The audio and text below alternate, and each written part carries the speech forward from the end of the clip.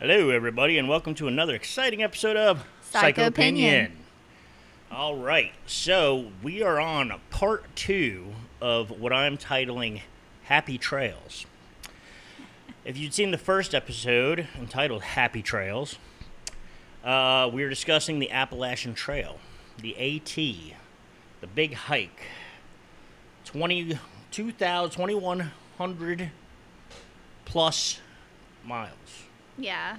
Yes, 2,100 plus miles. I do want to note that I think I think Southerners call Appalachian, and then y'all say Appalachian. Appalachian. Yeah. The big AT, baby. That's what we're talking about today. Yeah, the AT. So we're just going to go with that. So we've covered a lot in part 1 of this, and what we did was we kind of talked about Liza bringing up wanting to do this trail, kind of talked about the benefits of the trail, sort of why she was thinking. Hold on, I'm fixing my hair. All right. Fucking A, I'm in this hall for an hour. I want to be comfortable. Well, good. Yeah, at least one good thing is you might be able to say many things about us, but we both have good hair. Yeah, a little bit like Elvis. So, hunk of burning love. Anyway, back on track here. What the fuck? So, we're talking about the AT, and so basically a few years ago, what was this now? 5 years ago? No, it was 2015. Wow, 7 years ago, Liza came to me and said, I want to do the AT. No, I came to you in 2014. 2014 said, I want to do the AT. And the reason we have part 2 is because part 2 is like the darker side of the trail. Because I'm going to be honest with you. I'm a protective guy. I'm the type of guy where if you live in my house, you need to be home, in bed. I need to shut off all the lights. I need to lock the doors. I need to be the last one to go to sleep. My close friends who are women, I want to know who you're going on a date with. Some kind of information in case I got to track somebody down. I'm just a protective guy. So my natural reaction to Liza talking about going on the AT was, oh my God, I'm a protective older brother. I mean, at the time I had absolutely no way to go with her. So I'm just like, oh my God. And so the thing about Liza and I, we've spoke about before, is that we're both true crime people. We're both true crime listeners. And there's this whole slew of true crime that happens in these types of situations, going on the trail, hiking, camping. A great resource for some of these stories is Mr. Ballin, is one guy I listen to on YouTube. He's awesome, one of the best storytellers I've ever heard in my life. And he covers a lot of David Paulides' stuff as well. And David Paulides is he is a retired police officer, not recovered. He's a retired police officer who studies all these cases of people just going missing and stuff on trails, hiking, camping, things like that. And I listen to this stuff all the time. I'll be in my studio painting, listening to hours of this stuff. So naturally, I'm just like, oh my God, you're going on the trail. And automatically my mind is like, boom, something's going to happen to you. I am worried. So I start talking about, well, what if this, what if that? And anyway, that's what this second part is about. Is we're going to kind of uncover the darker side of the AT. The darker side. The dark side of the AT.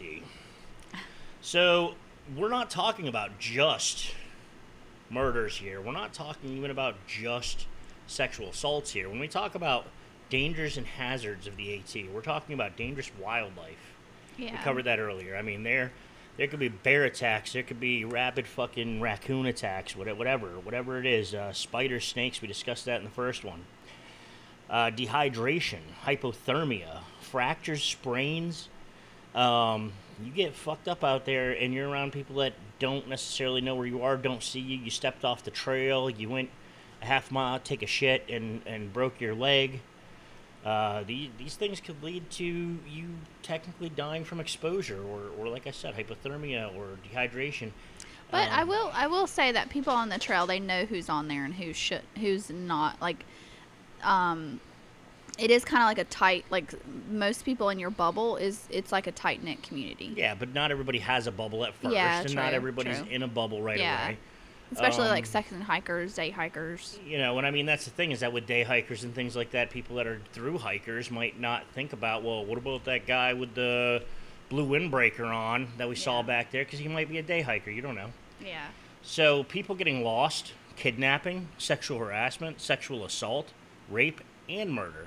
And those are to name the obvious risks that come to mind. Not to mention the weird shit that happens that David Paulides covers, or people just disappearing and showing up 10 miles away and shit. Just there's a lot of crazy things that could happen. We're not even talking about Sasquatch, aliens, all that shit yet. Probably not going to. I just threw that in there as a joke. But who knows, though? Who knows, though, honestly? I mean, I can't say for sure that those aren't things that happen out there. So, one thing that I will say is that there has been murders. We're talking 11 murders since 1974 on the Appalachian Trail. This is pretty scary stuff. We're going to kind of detail each one of those, go over those really quick.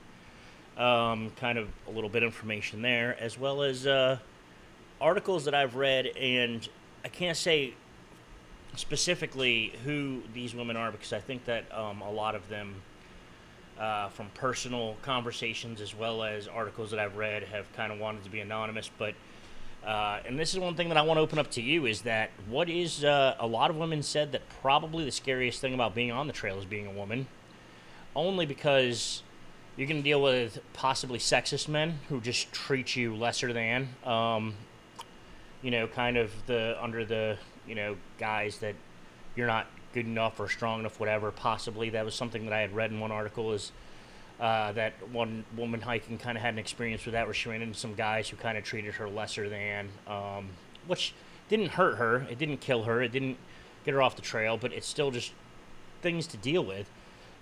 Sexual harassment. I read many articles about sexual harassment, which is really kind of scary because you're kind of out in the middle of nowhere, especially if you're with a small group. I mean, that could be a really kind of terrifying thing, because what is this person going to do? What are they capable of? What am I going to do if they do this? Exactly. Type things. So, or you have those like older men that, especially like since I was hiking with my dad, like a lot of older men saw that I was hiking with my dad, and they try to be like that father figure, and then it turned out that they were just like trying to be creeps. Yeah. So you can also have that the guys that seem nice and like are like, oh yeah, I'm just a nice man trying to help you, and then they turn out to be like creepy. Yeah, and then they next thing you know, they're like, why don't you sleep in my tent tonight?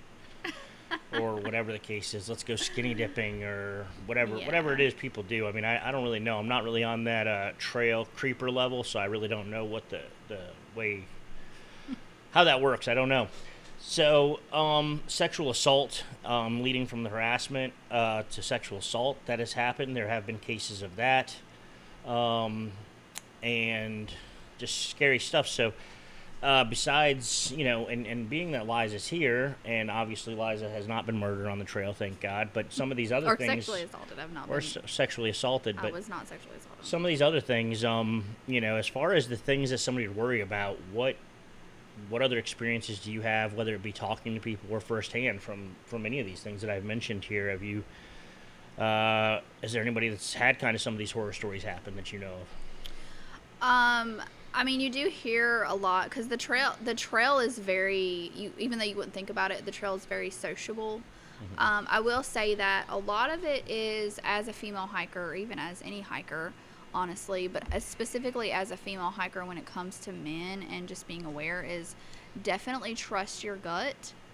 Because I have had experiences on the trail where something was off, I didn't like it. I remember one specific time, I was actually hiking with someone, and we came across you have to be really careful when you come into trail towns, or you camp off of a road, or when you are crossing a road, especially kind of like a trail road, kind of like a unpaved road that goes to the trail. So kind of those areas on the trail that sort of bring you back to society a little bit. Yes. Okay. I mean, you do have to worry about the time in between, but you do have people that kind of can take advantage of that. Like there was this one time where we were crossing a road, and it was like a very rural road, and it was a gravel road, and we passed it, and then this truck, we were at the road, and then this truck with very tinted windows, like you could not see in this truck. It was a truck, and it just kind of like passed, it like was going through, let us pass, and then we walked, and it slowly passed us. Like it was like whoever was in there was staring at us and was like trying to figure out what we were doing. Yeah. Because it saw me as a female, I think, and it was trying to me, like, I got the feeling like they were trying to, like, size up the guy I was with as well as me. And so we were going to stop closer to the road, and we hiked, like, way further than we were going to do because it was just a creepy, eerie feeling. And even it could have been nothing, but I think as a female, you have to trust your gut, especially when you're on the trail. And that's why I wanted to add, like, I'm not, by no means do I mean to come off or sound sexist towards my best friend Liza here, but I did, when it comes to certain things, which I think that, like, the AT, a woman hiking alone, I'm not saying that that's not something that a woman should be allowed to do, or a woman that or that a woman shouldn't do, or anything like that. What I'm trying to say is that there are just certain situations in life that can make somebody more vulnerable than others, and it's just important to be safe. And especially if you're kind of that protective figure in a woman's life, you're kind of like, well, you know, but you know, luckily enough, Liza had the good sense to follow her gut, which is great advice to anybody in these situations. Plus, I mean, as most true crime people know, and as Liza will attest, I mean, hitchhikers are kind of easy prey for serial killers and, like, people that are up to no good. So never hitchhike alone. Even guys, never hitchhike alone. Hitchhiking is kind of one of those things where it's like, you're a stranger, nobody knows you're there. You could be from anywhere, and this person now has you in their possession, in their car, which they can take you anywhere. Even if it's a female, like it's a single female in a car, like, don't even trust that. Like, always, because females can be predators as well. And there have been some cases where male predators or killers have used women to, you know, women to collect prey for them, if you will, collect victims, because they knew that a girl or a woman would be more likely to trust another woman. Yeah. So it's always good to be cautious, and I'm not saying be paranoid, because I don't want to see anybody be paranoid. I mean, you got to live your life, but just be cautious, follow your gut, as Liza said. And always have, like, an escape plan. Like, I know a lot of the times, like, a lot of pickup trucks would pick up a group of hikers, and that to me is good, because you can easily just jump out of the back of a pickup truck. Yeah, that's something. Or, yeah. And I mean, there's always, like you said, there's always strength in numbers, so try not to do this by yourself. Yeah. You know, I mean, and I don't know, just look into that. Look into being cautious. Definitely plan ahead, because, I mean, like, hitchhiking was more than likely, like, kind of a last resort, because there are a lot of shuttles that you can get back and forth to town, as well as, like, Trail Angels and the AWOL book and stuff like that. Like, definitely plan ahead. Like, not necessarily your whole trail, but, like, when you're just in your tent at night, just kind of, like, I would plan the whole next day or week, like you have to. Just kind of, like, especially when you're resupplying, just kind of plan your resupply and kind of plan where it'll be to, like, be, especially if you're a female and you're alone, like, kind of plan where you can take those shuttles and stuff like that. So yeah, absolutely. Yeah. So to kind of jump ahead here, I'm going to go into some of these murders, just murder on the trail, and this is instantly what I'm thinking about when somebody that I love and care about wants to go on the trail. So I'm going to go through these examples, and it's going to be a little bit hefty here, and Liza can comment on these if she has heard about any of these or has any comments on these. But there are 11, and I just kind of wanted to cover them, throw a little true crime element in here and give you something to think about with the trail. So I'm going to tell you, in 2019, Ronald Sanchez Jr. was murdered by James Louis Jordan. This was in Wythe County, Virginia. Okay. So the motive is an ongoing investigation, it says here, and some of this information may be a little bit old. I was kind of trying to look for, like, the articles themselves and stuff, so sometimes you don't really get the updates on things like that. But a little information on that is 43-year-old Ronald Sanchez spent 16 years in the Army and served 3 tours in Iraq. So this guy, we're talking about somebody that, he's a veteran. I mean, this guy was in Iraq, so this guy should be trained to run into some shit. After returning to the States, he embraced his love for nature and took on the Appalachian Trail, the AT, baby. He began his trek early in the season, figuring he'd average a slower pace than most, kind of like what I was saying, but he did this due to knee and shoulder injuries. By May 10th, he had made it to southern Virginia, where he camped alongside 3 other hikers in Wythe County. On the morning of May 11th, the group encountered 30-year-old James Louis Jordan, nicknamed Sovereign, from Yarmouth, Yarmouth, Mass. Sorry. Jordan was later reported to have been acting unstable, alarming fellow hikers on the trail. Jordan threatened to burn Sanchez's tent and others' tents. When they tried to leave, he attacked them, killing Sanchez and wounding another. Jordan is currently undergoing a psych evaluation and awaiting trial. Now, this is probably close to up to date because it was 2019, or no, 2020. We're in 2022 now. So, I'm not sure if his trial is over yet or not. I did get this kind of from the original paper. So, what do you think could have happened here? I mean, kind of seems like a situation where nobody could really do anything. Kind of seems a little sudden. I remember this, and I am friends with a lot of people, a lot of hikers. I'm on a lot of hiker groups and stuff like that. Yeah, this one was pretty recent. Yeah, this one was very rough, and I followed this a lot. And I believe the hiker who Sanchez, I believe his trail name was Stronghold, if I remember. I remember seeing Stronghold in here. That wasn't in the specific note, but that's very possible. Yeah. I also believe that a detail I'm missing here, there's a couple of details. One was that I think that James Louis Jordan himself was actually schizophrenic and off his medication. And I also believe that Ronald Sanchez Jr., I believe the reason he actually probably got killed was because he tried to protect the others. Yes.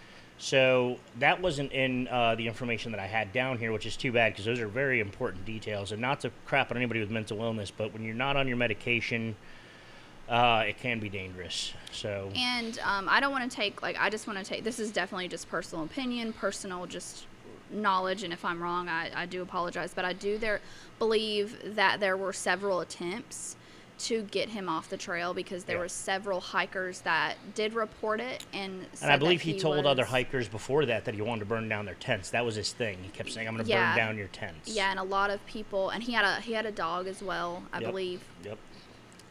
That's all coming back to me. That wasn't in my specific notes, but I do remember. Yeah.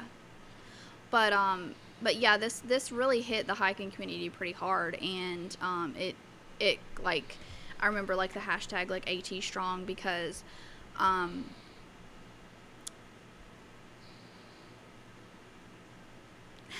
sorry. It was really hard for a lot of hikers because when something happens to one hiker, it kind of feels like it happens to a lot of us, and the fact that his name was Stronghold was really important because he died protecting as another girl, I believe, and yeah, it's too bad that wasn't kind of highlighted more about his heroicism. Yeah.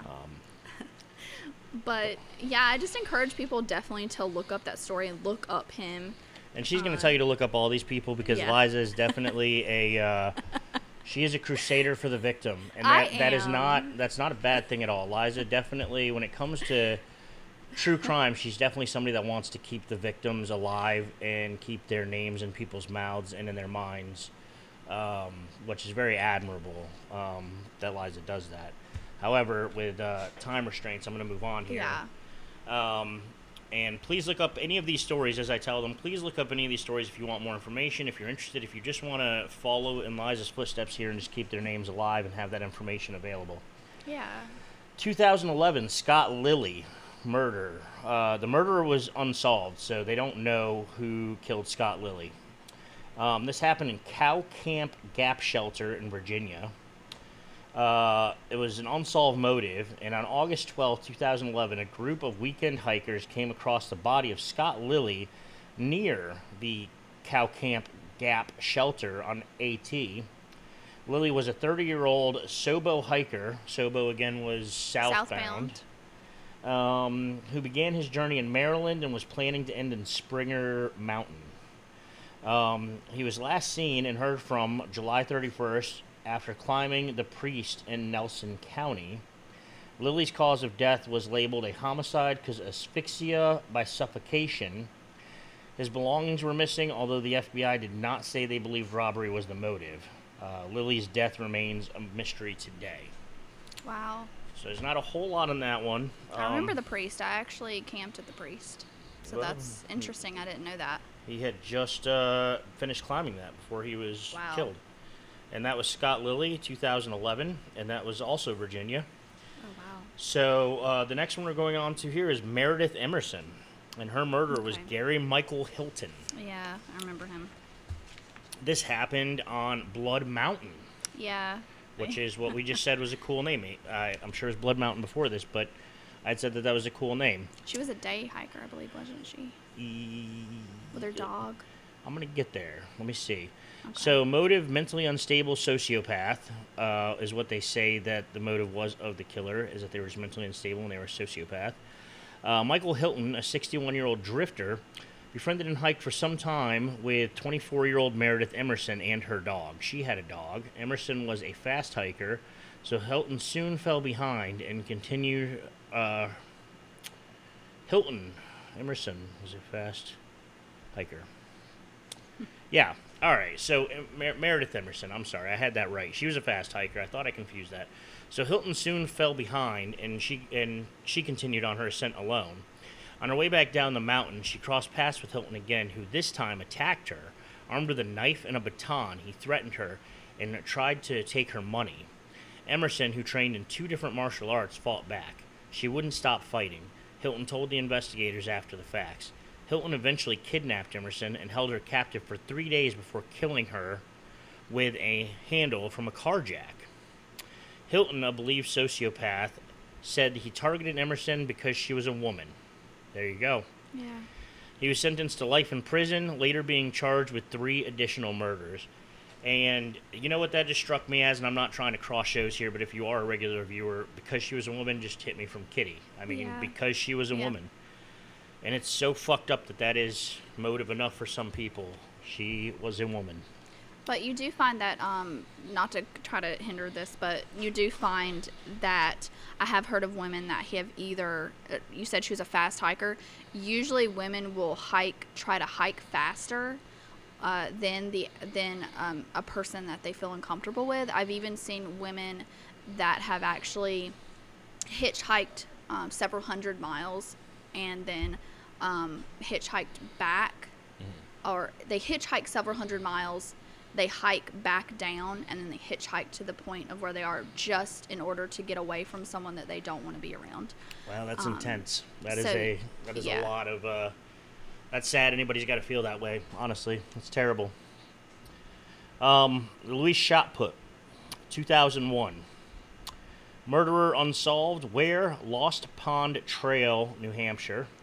Motive unsolved. At 52, Lois Shotput drove from Quebec to Pinkham's Grant, where she stayed at a lodge at the AT Club Visitor Center for the weekend. In search of a short day hike, Shotput set out to hike the Lost Pond Trail. That sounds pretty, the Lost Pond Trail. Yeah. Which trailhead was just across the street. Shotput was never heard from again, and on the following Monday, her family and friends filed a missing persons report with local police. Her body was found on Thanksgiving Day, fucking terrible, with multiple stab wounds. The motive for her murder is unknown, and her killer is still at large. Sounds like maybe a serial killer. Oh, wow, yeah. Being unsolved like that, I wouldn't be surprised. There's a couple others here unsolved, and I don't know if they're all... maybe there is somebody that's... I don't know, I'm not involved in these investigations, but... Seems like there's a lot of unsolved cases. What year was that? That one was 2001. And it might be that there's a lot of unsolved cases with these because it might be hard to collect evidence. It might be one of those situations where, after you find the body, like, where do you go from there? Because there's so many, even though there's good communities, like you say, and everything, it's like there's probably also a lot of randomness going on, like random people from random places crossing paths. So, I mean, it's kind of... And you do have to understand that some parts of the trail, like... There's not a road for miles and miles and miles, so you have to hike in.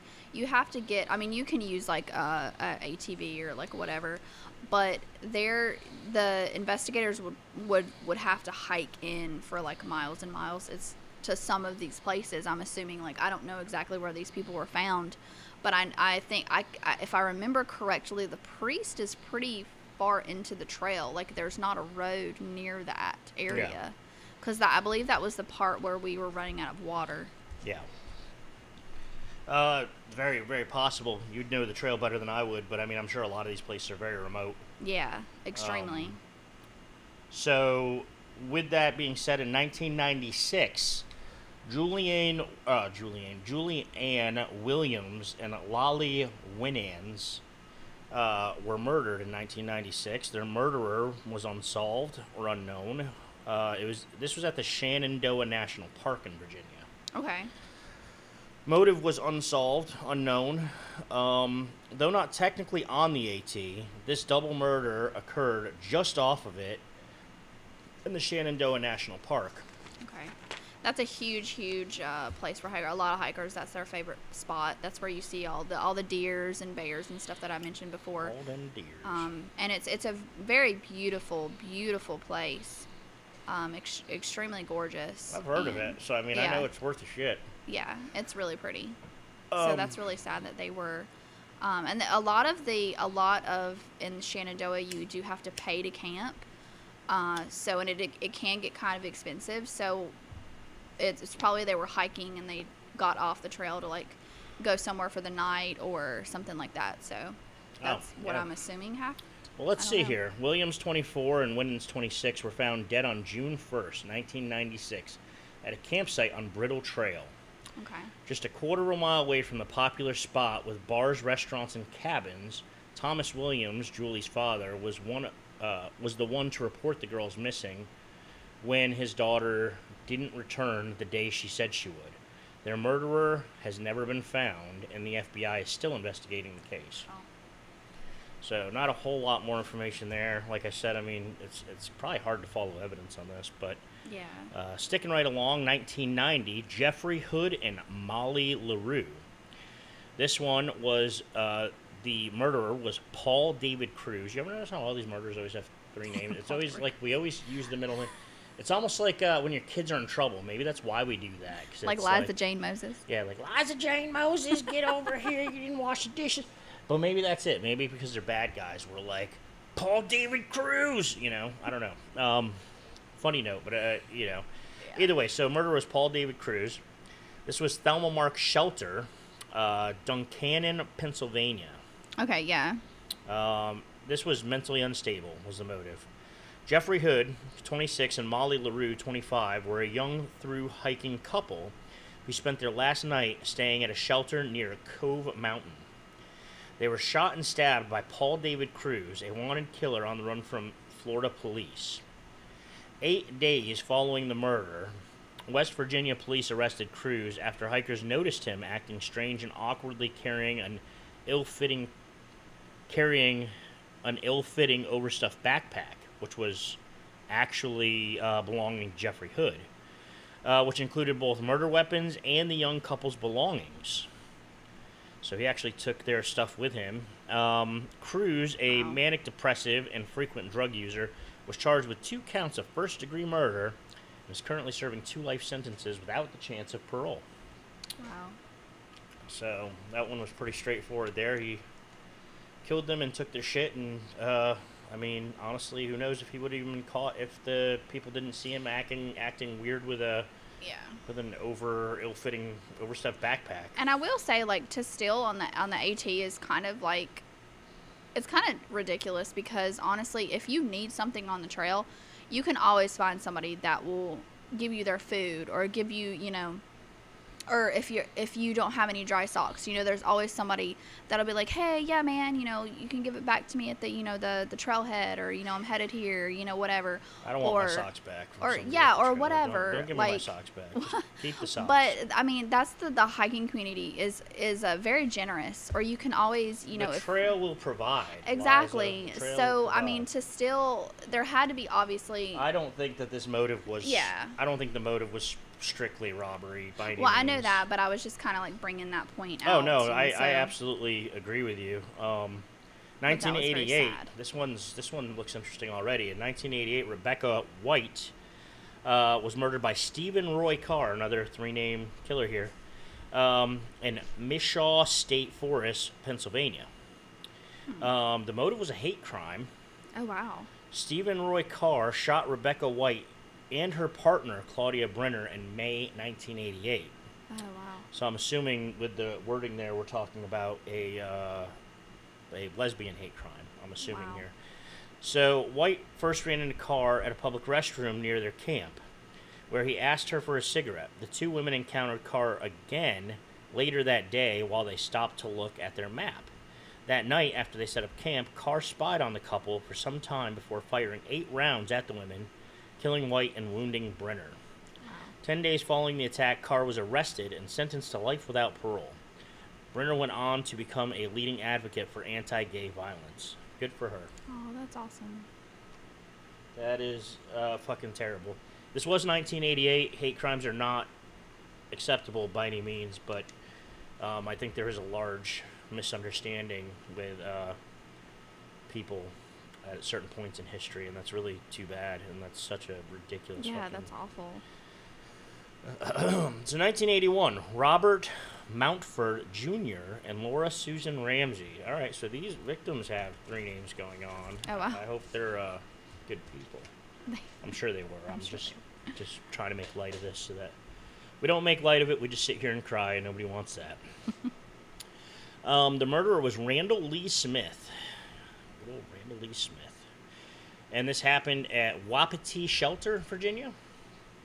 Wapiti? I don't remember that one. So the motive is unsolved. The book Murder on Appalachian Trail, written in 1984 by Jess Carr, is based on the true events of the deaths of Robert Mountford and Laura Ramsey. Okay. The two were 27-year-old social workers hiking the Appalachian Trail to raise money for troubled adolescents in Maine. Aww. They were murdered by Randall Lee Smith while staying at the Wapiti Shelter. Their bodies were found days later with knife and gunshot wounds, buried under dirt and brush in their sleeping bags. Smith was charged with 2 counts of second-degree murder and served 15 years of a 30-year sentence before being released for good behavior on mandatory parole. Later, he attempted murder again in the same location. Wow. So he was released after 15 years? Jesus Christ. And this is exactly... That's horrible. After a double murder? I don't know what the fuck the system's thinking sometimes with these cases. This guy tried to kill again in the same fucking place. And what rehabilitation was done here? How did we make sure that this guy was not going to get right out and do this again? I'm sure there was fucking signs. And, Yeah. I mean, this shit, sometimes the system fucking pisses me off. And this is definitely one of those cases. Yeah, that's awful. I don't want to go on about that or make the show about that. So, 1975, Janice Balaza was murdered, and her murderer was Paul Bigley. This was a big one that happened. I'm sure you probably have heard about this one, even though it was so long ago. And this was in the Van Deventer Shelter in Tennessee. So, the guy was mentally unstable, Paul Bigley. Janice Balaza was sitting at a campfire at the Van Deventer Shelter when she was murdered with a hatchet Oh, wow. by a former mental patient named Paul Bigley, who supposedly coveted her backpack. Bigley was tried and convicted of murder and spent the rest of his life in prison. The Van Deventer Shelter is sometimes believed to be haunted by Balza's ghost. Which probably isn't such a bad thing, because Never heard of that. I have heard of that one because the hatchet, being a hatchet murder, kind of. I think that actually inspired some things I had seen, because reading this, the name Paul Bigley sounds very familiar to me as well, from things I've read or seen in the past. 1974, Joel Polson. His murderer was Ralph Howard Fox. Where? Low Gap Shelter, Georgia. I remember Low Gap. The motive was theft, so this one was theft. So, you had said that the trail provides, and this guy obviously didn't find that to be the case. This is the first recorded murder on the AT. Yeah, I was going to say that's kind of like when before it got super big. Joel Polson was hiking with a woman named Margaret McFadden when they stopped to spend the night at Low Gap Shelter. Here, they ran into Fox, a young man who was also spending the night. So, they run into this guy. The following morning, Fox shot Polson, stole his gear, and kidnapped McFadden, who was 18 years old at the time. After a few days, Fox released McFadden, who reported the incident to the police. Fox pled guilty and was sentenced to life in prison. Okay. So those are our murders. Those are what we got going on. So I do have some other stuff here that we want to cover really quick, and not very much, but, to bring my point home of how dangerous this trail is, I've got some famous missing person cases on the AT. Yeah. In 2013, Geraldine Large, her cause of death was getting lost.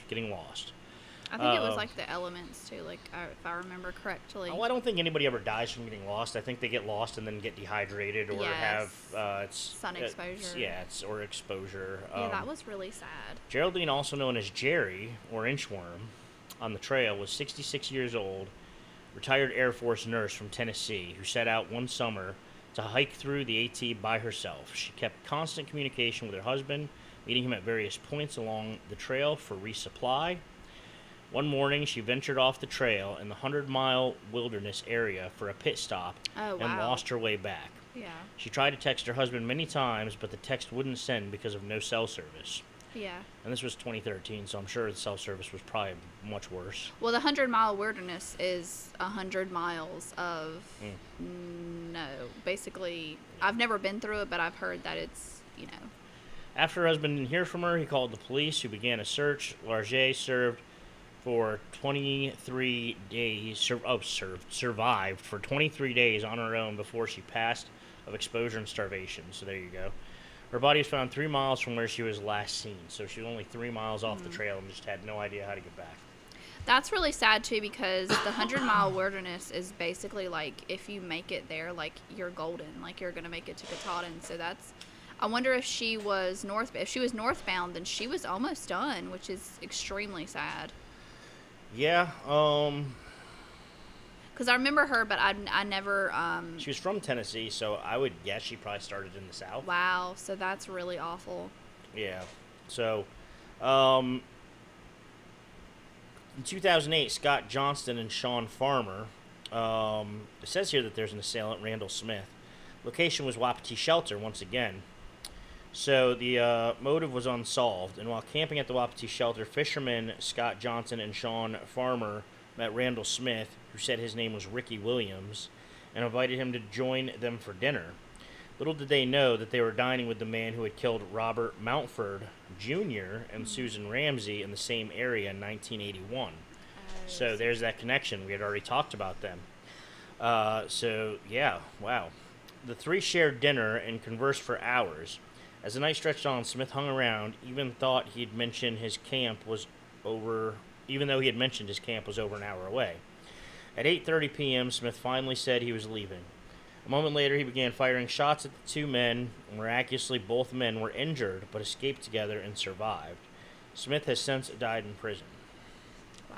So that's why that wasn't on the murder list. It was an attempted murder. Okay. That would be a weird kind of red flag if he's like, hey, I camped over an hour away, but I'm just randomly here. Like, that's kind of weird.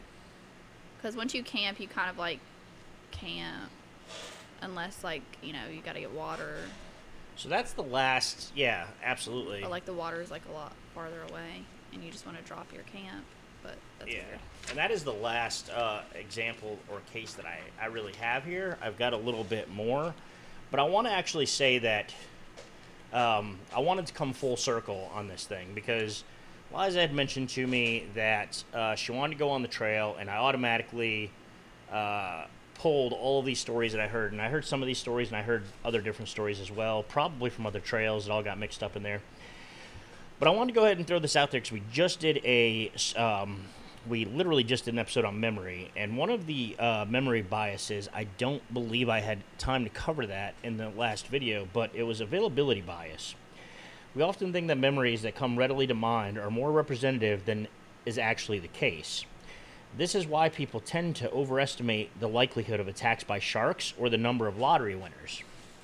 Now, I wanted to throw that in there just because we did just have an episode that this was relevant to, and I just kind of wanted to continue that education on that. If you'd seen the last episode, if you haven't, then go ahead and watch it. It's pretty interesting.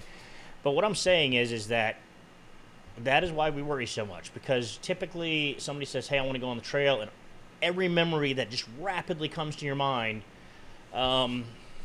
especially if you don't have experience personally with it, is probably going to be negative, because me being a true crime person, I mean, hearing all these cases of people disappearing, getting murdered, things like that, these are the things that are going to automatically come to my mind and make me worry and make me feel like it's a dangerous situation, okay? So with that being said, is the Appalachian Trail safe? The Appalachian Trail is absolutely a safe place to be. It's absolutely a safe thing to do. It's anything can happen anywhere. I mean, let's just be honest and let's just go ahead and say that. I mean, anything can happen anywhere. And actually, what I've got here is it's kind of funny because what are the biggest threats of danger on the trail? And a lot of them say that it's heart attacks while being on the trail, which, I mean, heart attacks can happen anywhere to anybody, anytime. Yes, you're exerting yourself, but you're also living your life. So, I mean, really no danger there. There might just please check with your doctor before you go. Make sure you're healthy. You know, and drowning and falling also rank high, and these numbers have increased in recent years because of people's taking unnecessary risks to get that perfect social media shot. That's stupidity, my friends. You're dying from natural selection. So I'm not going to say that that's dangerous. If you have half a brain, you're not going to be worried about that because that is natural selection. If you want to be... Just for the selfie, not for the accidental falling. Yeah, but if you want to put yourself in so much danger that you want to get the perfect shot... Yeah, that's crazy. That you're going to literally risk your life, I can only say, half joking, that that's natural selection, you know? And the other half is not joking at all. That's a really fucking stupid thing to do. Well, I have known that there have been, like, people that they weren't taking a selfie, but they were, like, doing, like, once they hit camp or whatever, and they were, you know, ready for the night, like, they would play games or something. I have known people that hit their head on a rock, and, and then you have to think about the situation, like, you're injured, you're hurt, either the emergency, like, the personnel have to come to you, which is not an easy feat, that's or impossible. You have to hike to them. So, like, when you're doing these things, or, like, you are taking those risks that, you know, you could be injured and miles away from somewhere. And that's kind of the risk you have to take, and that's why it's really important to be careful, to know your surroundings, to always be on guard, especially when you're in the more dangerous areas of these trails. And like I said, I mean, the heart attack thing I mentioned, get a checkup before you go. Why not? Why not get a physical? Make sure you're doing all right. Or even, like, I know this is kind of, like, big on the trail, and but even, like, drinking while you're hiking is not necessarily a good idea. Maybe save that beer for after you're done hiking for the night. Yeah, or for town or something like that, because absolutely. Yeah, or so if many you're going to people have a 0 day. Yeah, exactly. So the Appalachian Trail Conservancy doesn't keep a record of deaths or injuries, but officials have ballparked it to be no more than 2 or 3 fatalities per year, and that's covering everything we talked about, the people falling from trying to take the perfect selfie, the heart attack, the murders, etc. Mostly from, and it says right here, a lot of people die from hypothermia and lightning, you know? So that's interesting. I didn't know that many people died of lightning, but that might be something I should... Well, I can see the hypothermia part because when me and my dad were hiking, it was actually pretty warm out, but we were so wet. You get those electrical storms? Or we were so constantly wet that... be attracted. Well, my dad actually... Well, with hypothermia, my dad was actually worried about me because I was it wasn't that cold, and I was freezing because I was so wet, and I had got my core wet. So he actually called a shuttle when we stayed at a hostel. So you do have to be really aware of hypothermia and know, like, what to do in the case of hypothermia. Like, I believe, like, I think if I ever, you know, was stuck in a place, like, you strip down, you get in your sleeping bag, and you try to stay warm. You try to get, because that's the number one thing, like, don't get your sleeping bag wet. Yeah.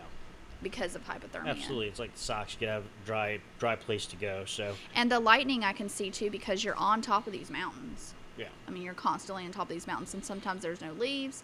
You're the highest point, and I just never thought about it being that big of a deal, because I don't really hear much about people getting hit by lightning, but I mean, apparently it's a thing. And I know we had 1 or 2 other things to cover, so I'm just going to say this, and then we will wrap up my part of this and move on to something else you wanted to discuss. But compared to the CDT or PCT, which are the Pacific Crest Trail, Continental Divide. Exactly. That's a triple crown if you do all three. Yeah, if you do all three, you're a triple crowner. You'd know that because I posted the lingo on the last video.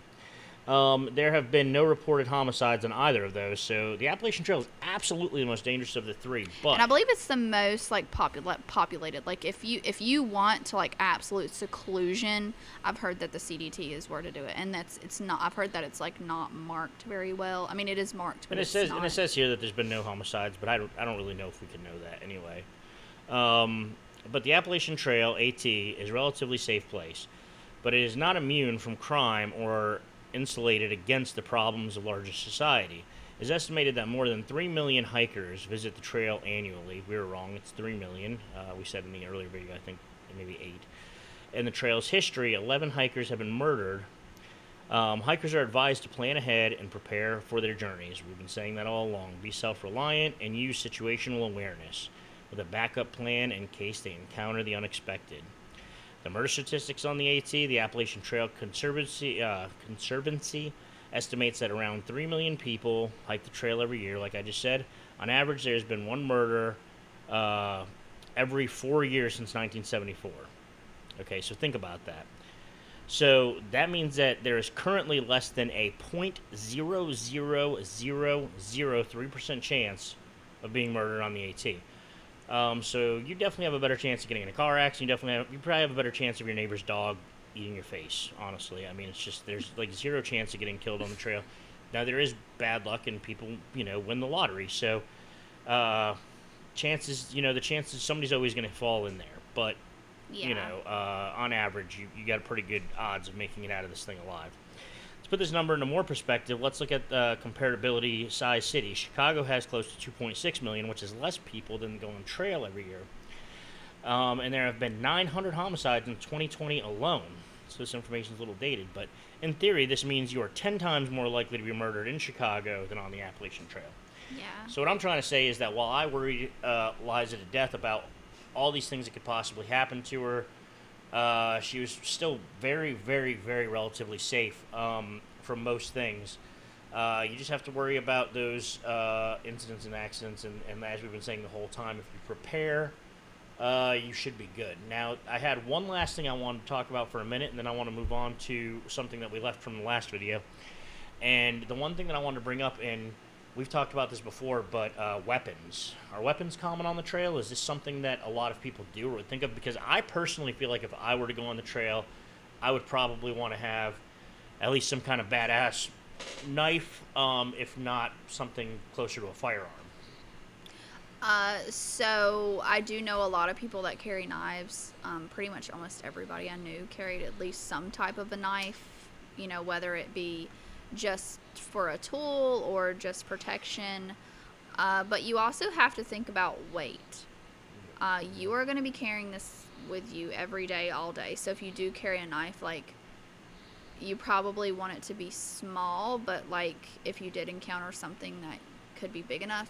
As far as a gun, I've seen a lot of hikers that have done videos about this who are actually, pro-gun, but you have to think about just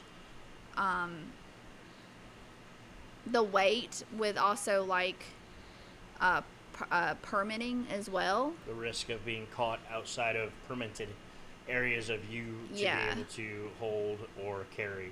So to me, for one thing, if you're going to do it because of a bear, you have to think about the gun that you would have to carry in order to actually injure a bear or stop a bear. I know the gun I would carry isn't a huge gun, but I know it'd at least scare a bear.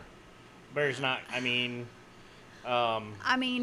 you have, I don't know. Even if you unloaded a 9mm into a bear, I'm pretty sure even if it barely pierces the skin, that bear's still going to be like, fuck you. Yeah, but that's very rare. To me, a knife is more practical and more, because for one thing, you can use a knife. You can use a knife just, in your daily activities. It's very useful. And if someone's trying to get into your tent or something's trying to get into your tent and you stab them, that's going to be more effective than a gun. What about broken airplane bottles wrapped around your fist with tape like the end of the Gray? God. That doesn't Yes, sound very practical. that's Never mind. perfect. That doesn't That's perfect. make any sense. So I would be compelled to probably want to bring something to protect myself, and I'm also a worrier. I'm also a little bit of a paranoid guy in some circumstances. But the facts here say it all. I mean, you have a great chance, and especially probably just me being a big guy alone is probably enough to mostly get left alone on the trail. So Yeah. I've got a few minutes left here on the show, and I said from the last show that I really wanted to discuss some of Liza's highlights. So bring it home, man. What was the? Tell us about the beauty on the trail. Tell us about the just parts that just made it worthwhile. So, yeah, there's just so many places. Like McAvee's Knob is just amazing. I mean, that was just incredible experience. Everybody, you have to kind of like take a naked pic on McAvee's Knob. That's kind of like a rite of passage. And I'm going to give you a spoiler alert. Liza has pictures that she has given me to put on the show, and that's one of them. So if you want to see Liza's naked ass on McAvee's Knob, but it's McAvee's kind Knob. of, I mean, but it's done tastefully. Like, I mean, that it's just kind of like the biggest, most awesome, freeing moment. It's just amazing. I've seen the picture. There's so many people that do it. I've seen the picture, and it looks more like Rocky being excited after training of doing something. Yeah. It looks more like an accomplishment than it looks sexy or anything like that. So Yes, exactly. It's like a strong, like fierce. like women just something pic. people do. Like you fucking did this. Is it Exactly. typically women? No, everybody does Everybody it. does it, Well, okay. I mean, Your picture was yeah, it was. with women. Yeah, I mean, it's like a strong lady pick. You know, it's not like, you know, it's not meant to be sexual. It's not meant to be sexualized. It's a women power thing. Yeah. You know, it's definitely like, I did this. We're hiking. We're just feeling incredible. There is also Pennsylvania. Everybody always talks shit about Pennsylvania because it's rocky. I loved Pennsylvania. I loved the rocks. There's a picture of me in the rocks in the mountains. I loved it. The people were so kind. Like, everybody was just so kind. There is a part called a White Oak Stamp. The best memory for me is White Oak Stamp and Standing Indian Mountain, because I was with my dad there, and that's such an incredible memory with him. And we actually went back on his birthday one year, and we got to camp there, and It's awesome. yeah, with my stepmom, and that was just a really, really great moment, and that was like a really huge highlight. And the 100 miles, when we hit that 100 miles, me and my dad, that was just an incredible moment. And the first 2 weeks of the trail, I'll always have that with my dad, and have that experience with him, and having those memories. And even us, when, we would always go back on trips, and we would go on the trail because it was so beloved by both of us, and so that trail will always be a trail with me and my dad, and so I hope to hike it again one day. Yeah, but see, that's kind of awesome in a way, because it's almost like you left a piece of your heart there. So it's Yes, something absolutely. it's something that you'd be able to revisit. Yeah. And feel that way again. I mean, I'm sure if Yeah. you see it, you're gonna feel that strength of your father there, and Yeah. I mean, that's awesome to have that kind of place you can go, and that kind of place. I know I've talked to a lot of people that have hiked parts of the AT. I've talked to a few people that have hiked the whole thing. It really does seem like it's a very emotional experience, a It very is. spiritual experience. Absolutely, 100%. And I can tell you firsthand, I don't know if Liza's okay with me sharing this, but we talk about everything, and we're usually very open people. But this was also something that she really wanted to do. We had a friend who passed away, and I feel like this was also something. Liza's done a lot of healing through hiking, Yes. by being amongst the wilderness, and just kind of being away from the technology, and just kind of absorbing what's around her. And you can find yourself on the trail. yeah, you can find yourself and kind of find peace with things that are going on. Yeah.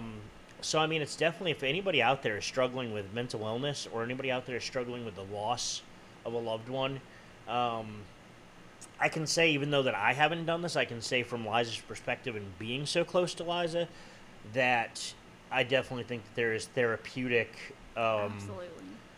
therapeutic Aspects.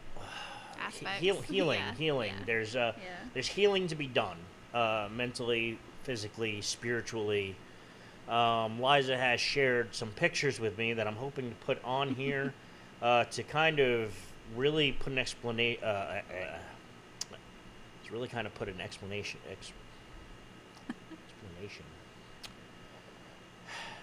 A picture of how it is on the trail, or how important it is to I just me. had a big fucking brain fart. So Liza has shared pictures with me, and I'm gonna leave this here because fuck it.